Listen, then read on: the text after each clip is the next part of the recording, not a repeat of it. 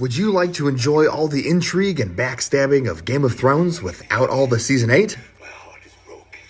Don't touch me. Introducing Betwixt, a card game with the same love of apostrophes as In Sync. Each player in Betwixt is a main character in the Song of Ice and Fire verse, trying to recruit as many other influential characters to their side.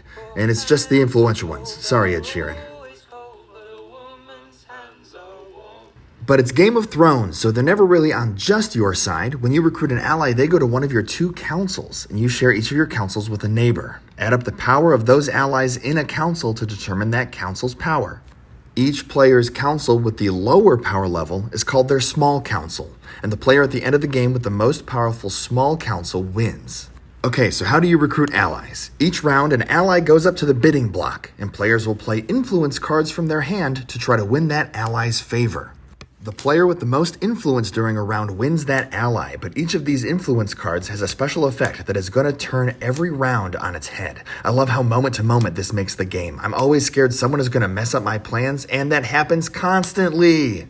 So the player who wins the ally puts them into one of their councils, and we proceed to a new round.